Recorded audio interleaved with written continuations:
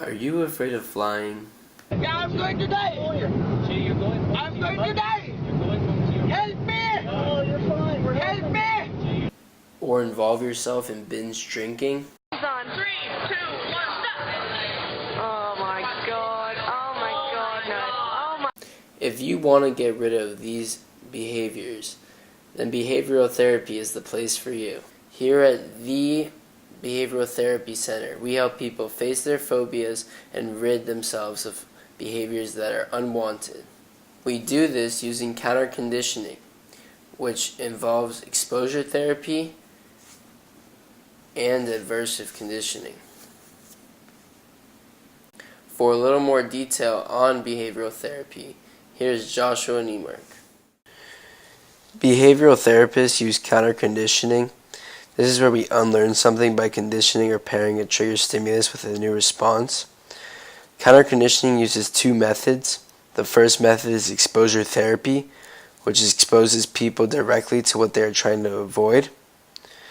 Exposure therapy involves systematic desensitization, which says you can't be worried and relaxed at the same time.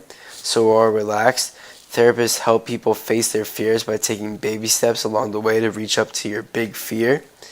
And exposure therapy also uses virtual reality. This puts the person in a virtual world where they can face their fears face to face, right in front of them, in a virtual reality scene instead of in real life. Counter conditioning also uses aversive conditioning. Aversive conditioning pairs a negative result with an unwanted stimulus. An example of this would be to stop nail biting.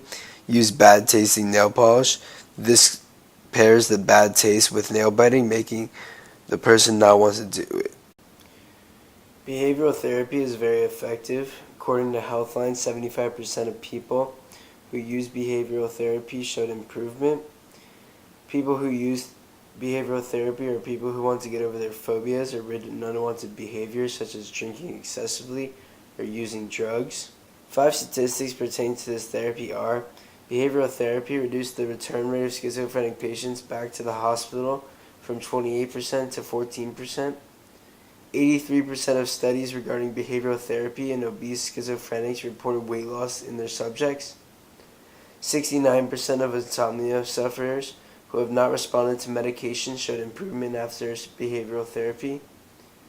Over 50% of OCD sufferers experienced reductions in their obsessions after behavioral therapy.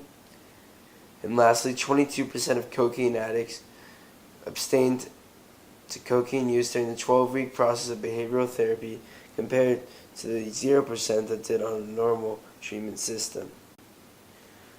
Some common myths about behavioral therapy are that one major goal of behavioral therapy is to completely rid oneself of phobia. This is false because the goal of behavioral therapy is not to make your anxiety or panic go away. However, the goal is to teach you not to fear those things and to change how you react to them. Another myth is that behavioral therapists aren't interested in the past experience of the client. This is false, as behavioral therapists first want to get to the root of the problem and figure out what caused it, as well as what is maintaining it. Some interesting facts about behavioral therapy are that behavioral therapy can help people deal with most emotional problems in just 10 months, and also that behavioral therapy can help someone overcome any phobia. To find out more on behavioral therapy and if behavioral therapy is right for you, visit these resources below.